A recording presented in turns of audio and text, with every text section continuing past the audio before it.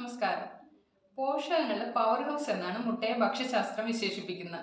മുട്ടയുടെ പോഷകസമൃദ്ധി കുട്ടികൾ മുതൽ പ്രായമായവർക്ക് വരെ നൽകുന്ന ആരോഗ്യ ഗുണങ്ങൾ ഏറെയാണ്. മുതിർന്ന ഒരു വ്യക്തി ആരോഗ്യകരമായ ജീവിതത്തിനായി പ്രതിവർഷം ഏറ്റവും ചുരുങ്ങിയത് 150 മുട്ടകളെങ്കിലും കഴിച്ചിരിക്കണമെന്ന് Indian council of medical research അതായത് ICMR നിർദ്ദേശിച്ചതിന്റെ കാരണവും മുട്ടയുടെ ആരോഗ്യ ഗുണങ്ങൾ തന്നെയാണ്. കുട്ടികൾക്ക് വർഷത്തിൽ ചുരുങ്ങിയത് 90 മുട്ടകളെങ്കിലും ഉറപ്പാക്കണമെന്നും ICMR നിർദ്ദേശിക്കുന്നു. മുട്ടയുടെ ജൈവമൂല്യത്തെ അമ്മയുടെ മുലപ്പാലിനോളം വരുമെന്നും പറയപ്പെടുന്നു. മുട്ട കഴിക്കുന്നത് രക്തത്തിലെ കൊളസ്ട്രോളിന്റെ അളവ് കൂട്ടുമെന്ന പേടി ചിലർക്കെങ്കിലും ഉണ്ട്.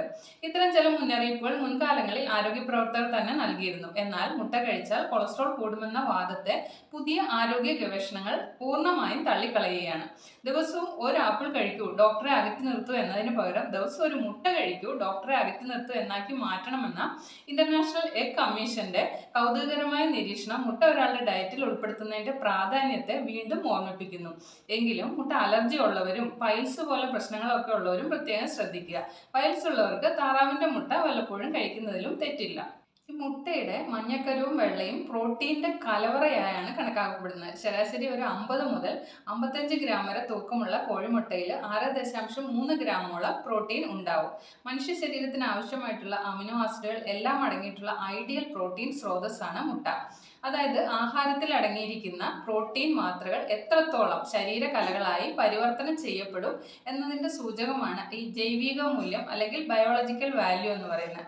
പ്രോട്ടീൻ മാത്രകളുടെ ഗുണനിലവാരത്തിന്റെ സൂചകമായ ഈ ബയോളജിക്കൽ വാല്യൂവിന്റെ കാര്യത്തിൽ മുട്ടയിൽ അടങ്ങിയിട്ടുള്ള പ്രോട്ടീനെ വെല്ലാൻ മറ്റൊരു പ്രോട്ടീൻ മാത്രയില്ല എന്ന് തന്നെ പറയാം.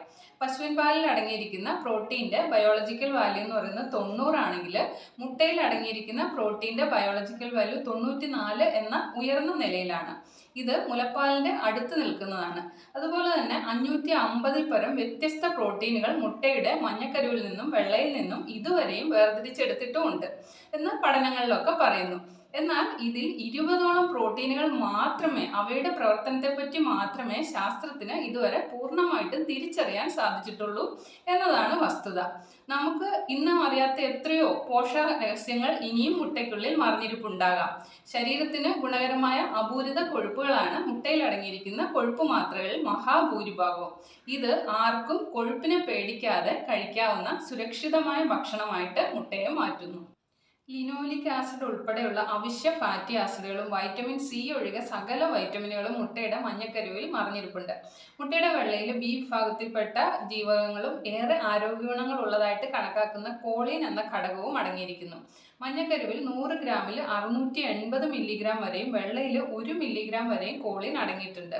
നാഡീവ്യൂഹത്തിന്റെ പ്രവർത്തനം, മസ്തിഷ്കത്തിന്റെ വികാസം, എല്ലുകളുടെ ആരോഗ്യം എന്നിവയ്ക്കെല്ലാം ഒഴിച്ചുകൂടാൻ കഴിയാത്ത ഘടകമായാണ് കോളിനെ ആരോഗ്യശാസ്ത്രം പരിഗണിക്കുന്നത്. കൂടാതെ കുട്ടികളിൽ മസ്തിഷ്കത്തിന്റെ വികാസത്തിനും നാഡീവ്യൂഹത്തിന്റെ വളർച്ചയിലും ഒക്കെ കോളിന് വലിയ പങ്കുള്ളതായിട്ടും പറയുന്നുണ്ട്. കണ്ണിന്റെ ആരോഗ്യത്തിന് ഉത്തമമെന്ന് പറയപ്പെടുന്ന ലൂട്ടീൻ മാത്രകളും കോളിൻ ഘടകത്തോടൊപ്പം മുട്ടയിലുണ്ട്. വൈറ്റമിൻ കൂടാതെ ധാരാളം മിനറൽസും മുട്ടയിൽ അടങ്ങിയിട്ടുണ്ട്. Phosphorus, calcium, potassium, sodium, copper, ഇരുമ്പ്, magnesium, manganese, selenium, zinc, iodine ഒക്കെ മുട്ടയിൽ അടങ്ങിയിട്ടുണ്ട്. ഈ അയണും സിങ്കും ധാരാളം ഉള്ളതിനാൽ മുട്ടയുടെ മഞ്ഞക്കരു വിളർച്ച തടയുവാനുള്ള കഴിവുമുണ്ട്. കൂടാതെ രക്തസമ്മർദ്ദം കുറയ്ക്കുക, പ്രതിരോധശേഷി കൂട്ടുക, അർബുദ കോശങ്ങൾക്കെതിരെയുള്ള പ്രതിരോധം, രോഗാണുക്കൾക്കെതിരെയുള്ള പ്രതിരോധം, ആന്റി ഓക്സിഡന്റ് ഗുണങ്ങളും ഒക്കെ മുട്ടയിലുണ്ട്. ഇത്രയും ചുരുങ്ങിയ ചെലവിൽ കിട്ടുന്ന പോഷകസമൃദ്ധമായ മുട്ട ഭക്ഷണത്തിൽ ഉൾപ്പെടുത്തുവാനും ശ്രദ്ധിക്കുക.